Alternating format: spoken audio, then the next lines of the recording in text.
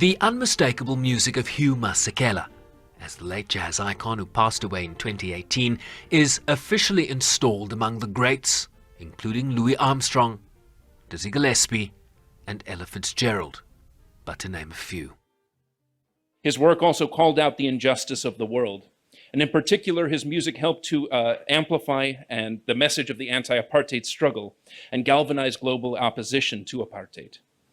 In exile from South Africa for 3 decades, upon his return home, Masekela emerged as one of the most dedicated mentors and leaders in the music scene. Please join me as we induct Hugh Masekela into the 2023 Ertegun Jazz Hall of Fame. Thank you, everyone. With his family, including his daughter, son, and nephew, on hand to receive Hugh's latest accolade. Hugh Masekela has been described as a firecracker musician who not only entertained his audiences but also educated them about the political situation in his native South Africa. He's been a regular face and feature on the US jazz scene, particularly here in New York City, since attending the Manhattan School of Music in the mid-1960s and performing at venues like Jazz at Lincoln behind me, a venue that now seeks to celebrate him with its highest honor. A man who transcended so many roles and genres.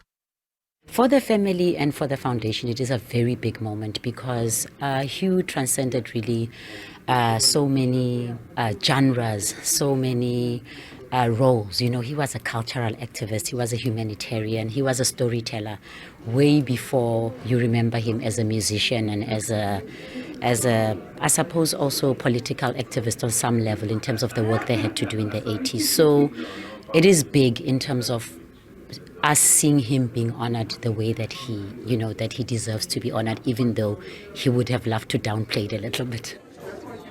Son Salema called it a surreal moment, something his late father would have been very excited about. It's a massive moment for South Africa. I mean, I think one of the most incredible things and inspiring things for me as his son was to watch the manner in which for 30 years as an exile, he never once stopped being proudly and loudly South African, to the point of annoyance almost to the South African government at the time during apartheid. And, you know, he didn't take citizenship anywhere, and he was offered all sorts of really amazing deals to just be like, hey, take a load off, just be here, be one of us. But he knew, you know, and the second that he had the opportunity to go home, he sold his house here in the city and he moved back to South Africa and he lived the rest of his days there because that's what he dreamed of for 30 years. In a collaborative effort with South African tourism, seeking to leverage exceptional individuals to better project the country's essence to North America, their top overseas market. His music has inspired, it has moved boundaries, it has caused people to introspect and also to take action to bring social justice, not just to South Africa, but across the world. And for us today, this collaboration means that we'll be able to work through music in order for us to communicate the South African brand message and making sure that as people recognize what South Africa has produced, they're going to want to travel to the land that produced such brilliance and such exceptionalism.